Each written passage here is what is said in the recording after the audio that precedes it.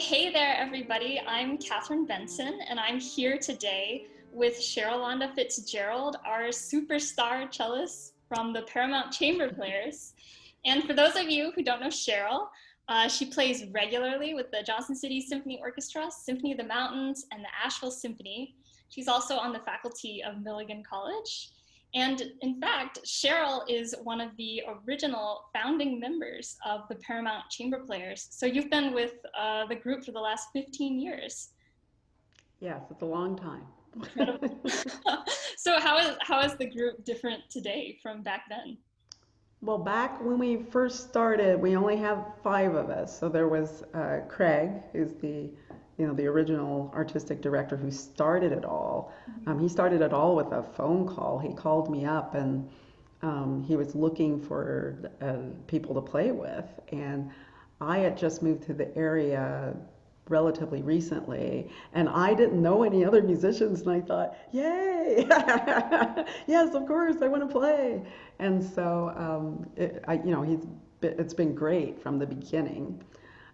We started off with Craig, Keithy Knowles, who played violin, Jean Jones on clarinet, and on flute, Judy Diaz-Do, which I'm hoping I'm pronouncing it right. I actually had to look it up because I just called her Judy, so I never had to say her last name very much. And then myself on cello. I think that's it. So in the beginning, it was fun, but it was kind of tough on Craig and me because piano and cello, we were pretty much in everything that we played. Yes. So unless it was a sonata or something like that, where there was just piano and the instrument, most of the trios and quartets and things always had piano, and they always had cello being the low sounding instrument. So Craig and I were going crazy, going to all the rehearsals, but it was definitely worth it. And so the group has changed in that we have way more members. I mean, we have more instrumentation, so that opens up possibilities of way more repertoire. Right. Over the years, we've gotten more cellists to play, and also other pianists. And so I think Vicky Fay was the first pianist that Craig brought on board, so that to give him a little relief. And of course, for me, there were guest cellists. There was, now my mind is going to draw a blank. Sarah Capps came into play with us. So anyway, so more members, violists, Yes. which opened up the possibility of different rep. And so just way more members, way more flexibility in what we can play, and also younger. So I noticed that the members are all much younger now, which is good because then Paramount Chamber Players will continue to go on even when old timers like me retire. No, but it's great. Yeah, when you see the list of everybody who's played with the Paramount Chamber Players over the years, it's so long now, and it's this incredibly representative and talented group of local and guest musicians who've come in. Yes. But yeah, and it's great because that's the wonderful thing about chamber music. It's like old or young, you can still collaborate and connect in that way. Right, and I'm glad you mentioned that about local players because that was from the beginning. That was one of Craig's goals, was to use players from the area to let people know that, oh yes, there's quality music even in this little tiny corner Yeah. of East Tennessee and Virginia. And yeah, and definitely our area is it's so rich with Yes. music. It's incredible that we have symphonies and we have the Paramount Chamber Players and ballets, and it's just, I feel like anywhere you look you can find music. I was certainly pleasantly surprised moving here from San Francisco, from the big city where Right. there's music everywhere, and you move here in this tiny little corner, and you think, huh, and then you go, oh, wow, there's three orchestras within an hour Mhm. of where I live, and chamber music, and It was a pleasant surprise. We're so lucky, and you're a big part of it too. I hope I try. Well, I remember growing up that I would go to the Johnson City Symphony or the Paramount concerts, and I always saw you. You were one of these stable fixtures for me in classical music in the area. So here we are 15 years later, and we're about to release, I guess it's the group's very first virtual concert. So do you have any favorite moments, or what did you think in this recording that we did? I thought that, well, first of all, it was really fun for me because I got to meet and play with some musicians that I hadn't had a chance to play with before. So I think that was fun for me. I mean, playing with you, Yeah. because I hadn't. Boy, you've matured so much since the Paramount Chamber Players Award back way back. And how old were you back then when you first played with us? See, I think it was 2011. Oh, okay. And I remember that night very clearly because I it was the same night as my senior prom. I remember that. I was probably 17, but I Okay. showed up in my prom dress and then I played with George and then raced back. Crazy. Aha. But yeah, Yeah. it I was remember that dress. It was a nice dress. prom dress. Too many sequins.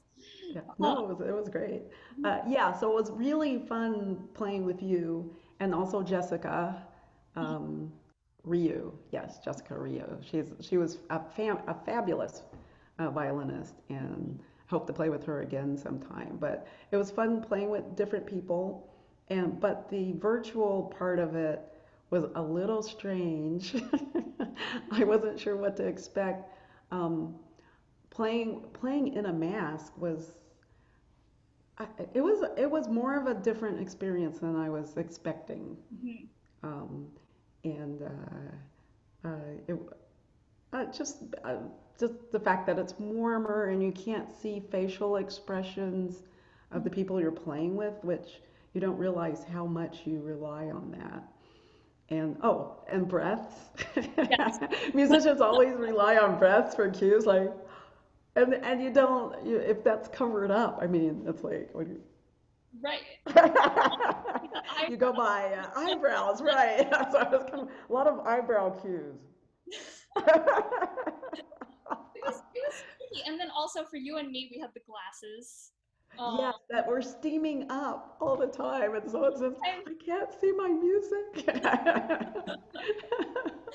So it was very that was very interesting. And the other thing that I thought was interesting was that um, before that, I hadn't played with other people for a long, like weeks and months.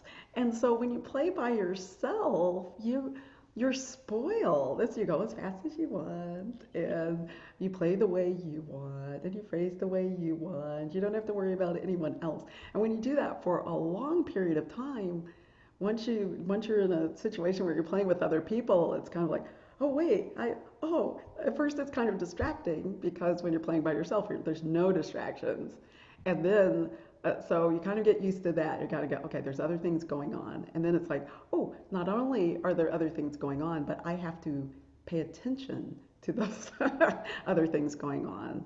So at least 50% of my attention and thought process is with the other people that I'm playing with. And so just getting used to doing that again was, it took a little bit of time, but it was an investment. yeah. But it was great. And then playing for cameras is, uh, if you can ignore them, that takes a while to get your mind going. Okay, just forget that you're being recorded Mhm. and you're being filmed and concentrate on what you need to concentrate on. So Absolutely. that was just one more element to that you had to ignore in order to focus on the task at hand. Yes. So, but I'm glad we did it, and Yeah. I thought it was great, a great experience, and if we have to do it again, I think it'll be even easier and even more fun. And yeah, but I look forward to playing in person Yes. for audiences. But oh, that was the other thing, was being able to play in person with people instead of doing the things where everybody records their part and then they're all stitched together, which Yes. is what a lot of groups are doing um, during this time when we can't have audiences. Mhm. But yes, playing with, seeing real people, even though we had to stay apart from each other, it was still, it was very a wonderful experience. Yeah, it was such a, I mean, of course it was an adjustment, but yeah, it was, I felt like we were so lucky to be able to find spaces like the Paramount Center Yes. and then our various interview, or not interview, rehearsal venues Hmm. that allowed us to do this socially distanced rehearsal and ensemble setup. Exactly. Mhm. And it was yeah, it was a breath of fresh air. And otherwise, we're still at home, we're still isolated, and Hmm. I really look back on that virtual concert and think, wow, it was a, yeah, a breath of fresh air. Yeah, exactly.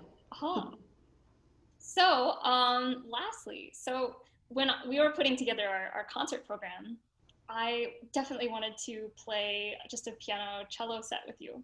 So I reached out and I said, Cheryl, what do you want to play? And you suggested the Beethoven Cello Sonata number 4. So what about that piece speaks to you?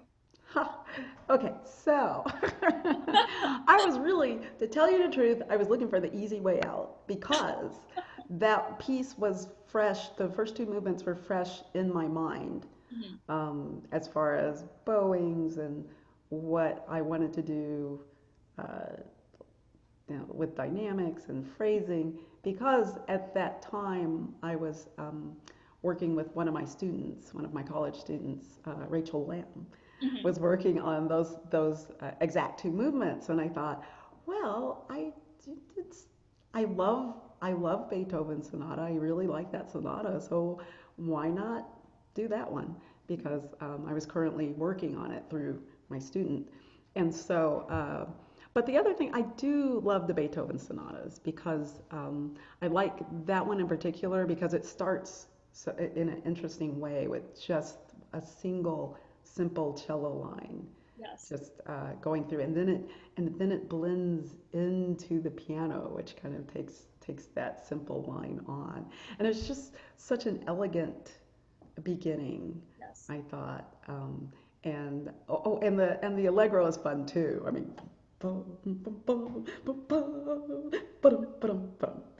and I love the way it goes back and forth from the piano and the cello, and how it's so it's so equal, 50-50. Mhm. It's not like the piano's doing everything or the cello's doing everything. It's just that you're always going back and forth. And I know sonatas usually do that, but this one in particular, I thought was really was really equal and fair.